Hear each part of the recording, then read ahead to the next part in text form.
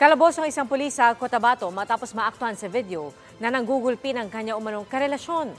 Saksi, si Justoni Humamil ng GMA Regional TV, 1 Mindanao.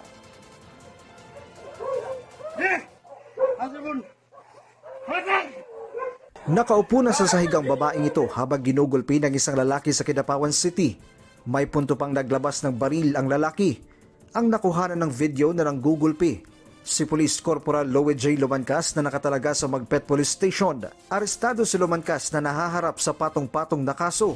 Pagdating sa WCB, ngayong araw po, i-invest po ang kaso laban sa kanya sa Bausilos. Kanina, lumabas din ang order niya na relieve na siya dito sa Magpet. Yun po ang harapin niya, dalawang kriminal at saka administrative. Nagtamo ng mga pasa at sugat sa katawan ng biktima na karelasyon umano ng suspect na pulis.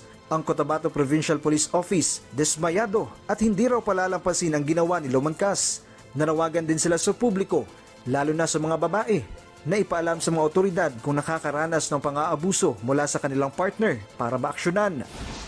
Pasintabi sa mga manunood, sa Davao City naman, nagsimula ng maagnas ang katawan ng 10 taong gulang na babae nang matagpuan ito sa isang sagingan.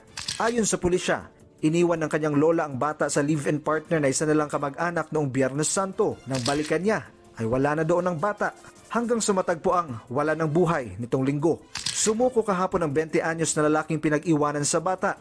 Inamin niyang bukod sa siyang pumatay, ay ginahasa niya ang biktima. Ang cause of death kay ang fractured man diri sa may dughan.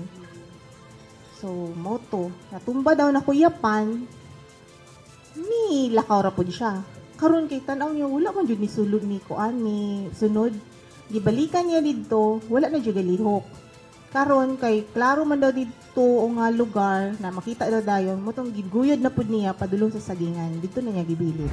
Nahaharap ang suspect sa kasong rape with homicide. Para sa GMA Regional TV 1 Mindanao at GMA Integrated News, Justoni Humamil, ang inyong saksi.